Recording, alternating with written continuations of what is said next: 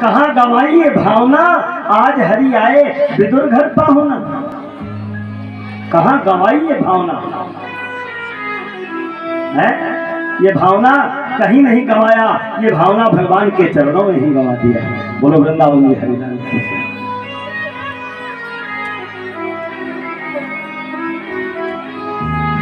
कभी कभी तुम्हारे साथ भी होता होगा कि किसी विशेष काम के लिए घर से निकलते होगे और कहीं सत्संग में बैठ गए तो काम धरा रह गया और शाम हो गई, घर वापस चले आए, और घर वापस चले आए तो वो दिन बड़ा सार्थक हो गया, बड़ा सार्थक दिन हो गया। वो दिन अगर तुम कहते हो कि आज का दिन खराब निकल गया तो तुम स्वयं खराब हो, तुम्हारी वाणी खराब है। तुमको वो दिन आज मानना चाहिए कि जो दिन आज मेरी जिंदगी में ये दिन बीता है, ये दिन अब दोबारा मिलेगा कि नहीं मिलेगा। सत्संग में कहते तात स्वर्ग अपवर्ग सुख धरहि तुलायक अंग, और तुलता ही मिले जो सुख लव सतसंग। लव माने थोड़ा, ज्यादा नहीं, जो सुख लव सत्संग, मात्र लेस मात्र थोड़ा सा भी अगर सत्संग हो जाए तो वैकुंठ और स्वर्ग सब अधूरा है उसके सामने। बोलो वृंदावन बिहारी लाल की। तात स्वर्ग अपवर्ग सुख धरई तुलायक अंग, और तुलता ही सकल मिल जो सुख लव सत्संग। लव आज माधवदास भोजन में जब क्षुधा नहीं मानती तो वहां पर क्या था कि वहां संतों का लंगर चलता था वृंदावन में। उस संतों के लंगर में माधवदास जाते और जो संत लोग भोजन करके जो पत्तल पर जूठा प्रसाद छोड़ देते ना, माधवदास उसे बीनते, एक एक टुकड़ा पूरी का, सब्जी का, जो कुछ उसमें पड़ा रहता ना, सबको अपने इकट्ठा करके अपने करवा में धर के लेकर के आते और भगवान को भोग लगाते। क्या संतों का जूठा प्रसाद अपने करवा में धर के लाते और ला करके भगवान को भोग लगाते। भोग लगाते। एक दिन क्या हुआ, भोग लगाना भूल गए।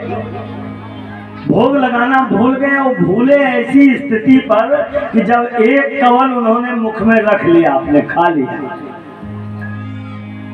अब बताइए, ना उसे बाहर ले जा सके और ना उसे भीतर ले जा सके। स्थिति बड़ी खराब हो गई।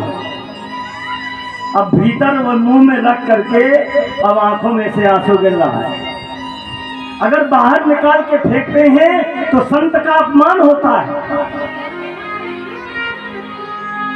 वो संत का जो शीत प्रसाद है अगर मुख में से निकाल के फेंक देते हैं तो संत का अपमान होता है, और भीतर ले जाते हैं तो भगवान का अपमान होता है। भोग नहीं लगा है। कह रहे हैं संतन को ये शीत प्रसाद लियो मुखदारी न जात गिरायो। मुख में तो डाल लिया। संतन को ये शीत प्रसाद लियो मुखदारी न जात गिरायो। और लीलत लाज लगे मन में मन मोहन को नहीं भोग लगायो। भई गत साथ छछूंदर की कहा कहो कछु समझ न पायो। बीती गई वो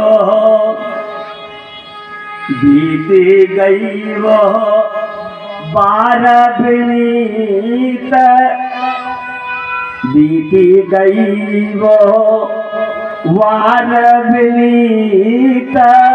गई रजनी दिन दूसर आयो। बीती गई वो बारवनीत गई रजनी दिन दूसर आयो। रोते रोते वो रात भी बीत गई, वो दिन भी बीत गया, वो वार भी बीत गया, लेकिन आंखों में से आंसू बंद नहीं। कहते हैं भक्ति इसे कहते हैं, भक्ति इसे कहते हैं। अपने बच्चों के लिए तो हम रोते हैं, बिलखते हैं, उनको खिलाने का प्रयास, अगर वो रूठ जाते हैं तो उन्हें मनाते हैं। जो श्रद्धा जो भाव अपने बच्चों पर रखते हैं, वही श्रद्धा वो भाव भगवान पर अगर रखा जाए तो भगवान पत्थर नहीं, साक्षात मूर्ति बन के तुम्हारे सामने प्रकट हो जाए। कहते हैं ये माधव दास जी का भाव था। और अंत में परीक्षा भगवान लेते हैं, यस्तमाम भक्ते नित्यम वित्तम तस्य हराम्य हम। भगवान कहते हैं जो मेरा भजन बहुत ज्यादा करता है, मैं उसकी परीक्षा जरूर लेता हूँ।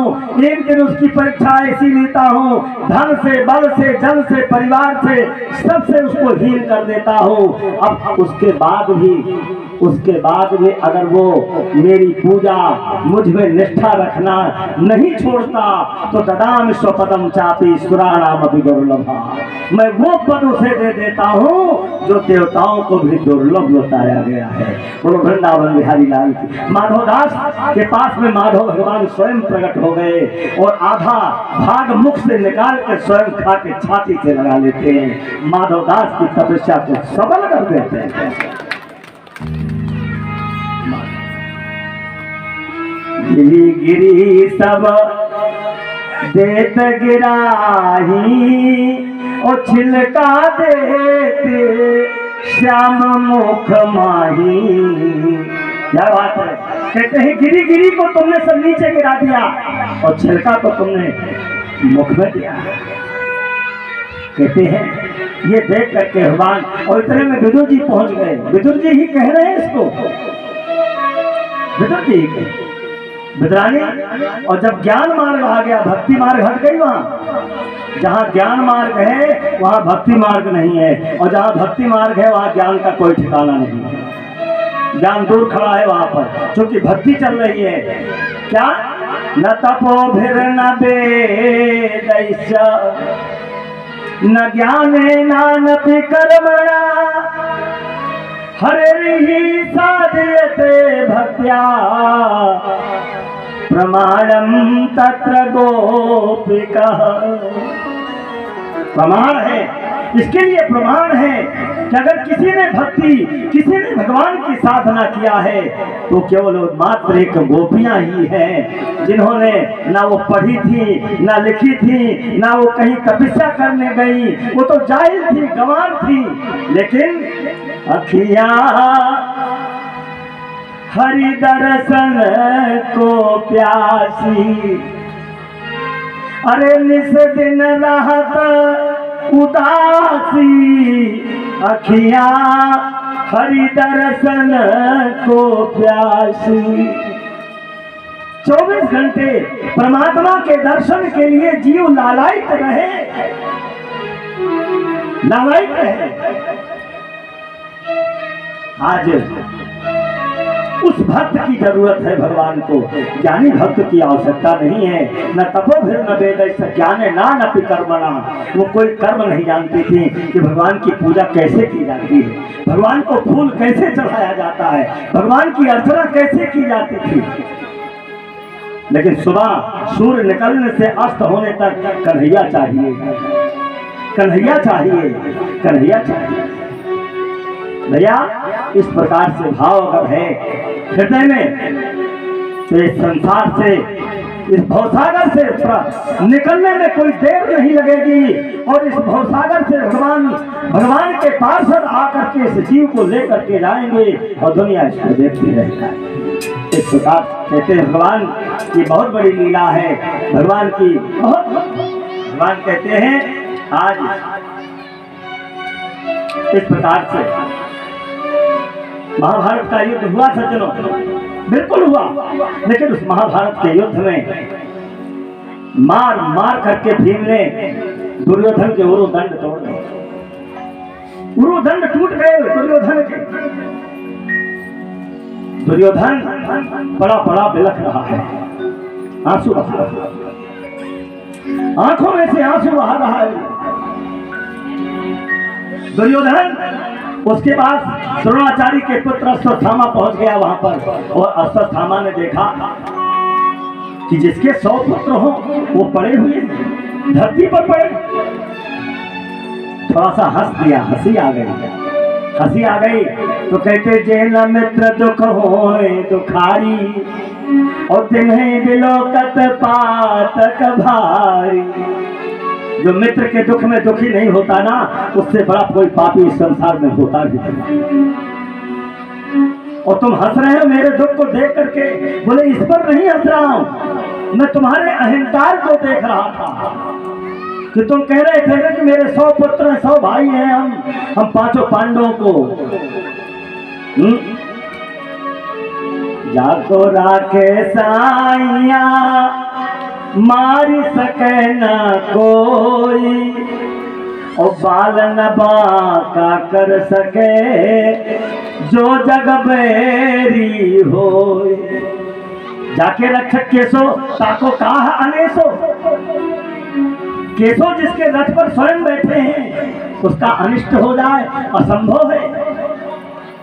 कहते महाराज जाओ, हम तुम्हारे मित्र जरूर हैं और मैं अपनी मित्रता को पूर्ण करूंगा। अगर 5 पांडवों के सिर को लाके ना दिया तो मित्र कहलाने का अधिकारी नहीं। चल दिया वहां पर। यही बात भीष्म ने कहा था। भीष्म जब सिरसैया पर पड़े, 5 पांडवों को जब देखा भीष्म तो रोने लगे भीष्म पितामह बड़े जोर जोर से कि तुम्हारे साथ में बहुत बड़ा अन्याय हुआ है, अन्याय। और बहुत आश्चर्य की बात है अर्जुन कि जिसके साथ में कन्हैया रहता हो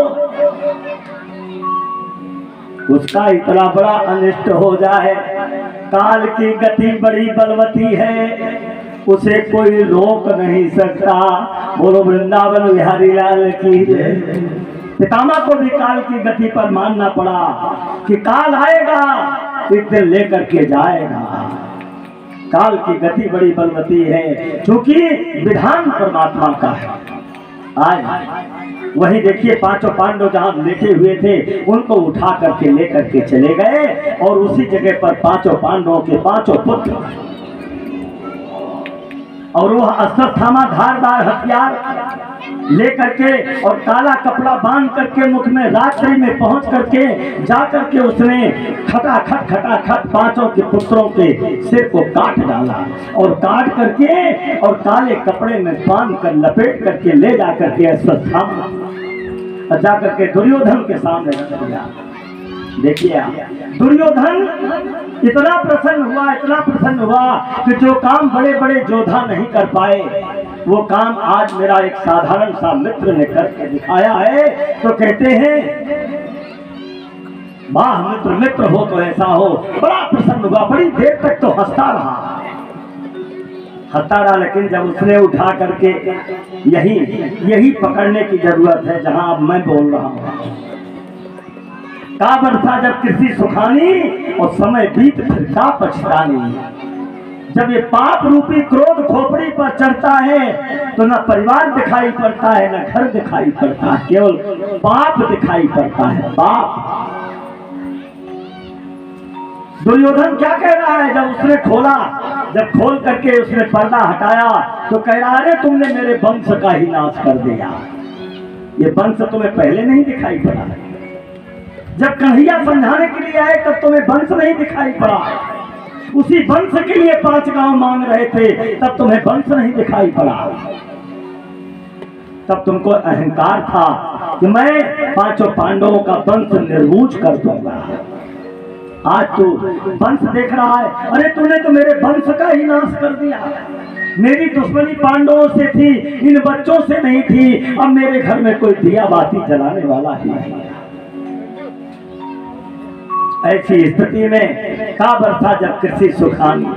कहते हैं इसीलिए मनुष्य को जब क्रोध चढ़ जाए, मैंने कल बताया था ना, नित्य शत्रु अनित्य शत्रु। दो शत्रु हैं। नित्य शत्रु कौन है? जो हमारे शरीर के साथ 24 घंटे रहते हैं, उनको कहते हैं काम, क्रोध, लोभ, मोह, मद और मत्सर। ये नित्य शत्रु है। अनित्य शत्रु कौन है? आज शाम को बोलचाल हो गई, बातचीत कुछ बढ़ गई, सवेरे फिर हम मिल गए। अनित्य शत्रु से कभी भय नहीं है। अनित्य शत्रु तुम्हारा कोई अरिष्ट नहीं करेगा। आज कल दुश्मनी हो गई, आज मित्रता हो जाए, आज दुश्मनी हो गई, कल मित्रता हो जाए। लेकिन जो नित्य शत्रु बैठे हैं, वो जैसे लकड़ी में घुन लगता है ना, वैसे शरीर को चाल करके फेंक देते हैं।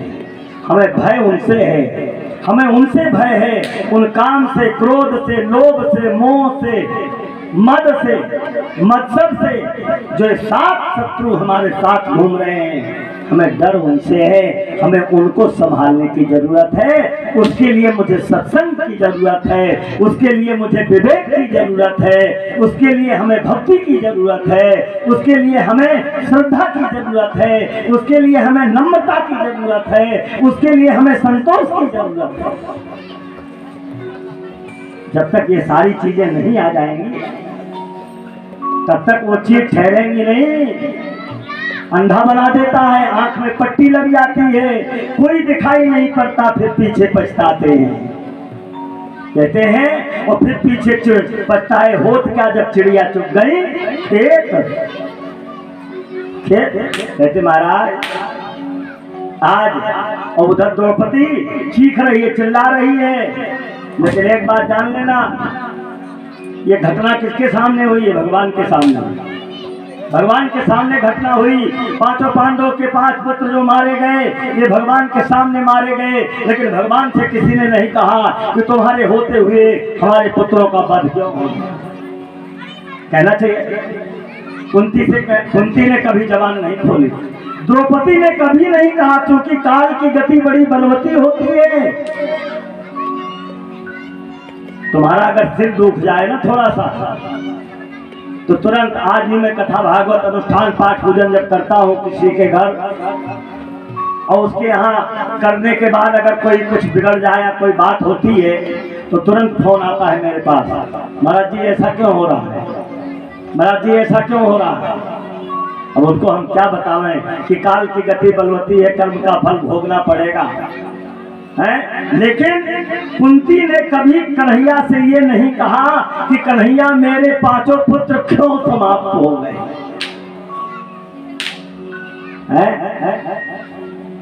ये समझना, थोड़ा सा आदमी को, इंसान को गंभीर बनना चाहिए। और भगवान बहुत बड़ी परीक्षा लेता है, उस परीक्षा में हमको खरा उतरना चाहिए। द्रौपदी की परीक्षा की घड़ी थी, ये परीक्षा की घड़ी थी, कभी नहीं। जो ठाकुर जी करते हैं, अच्छे में भी कृष्ण और बुरे में भी कृष्ण। कहते हैं समय कोई भी आ जाए, किसी प्रकार की परिस्थिति आ जाए,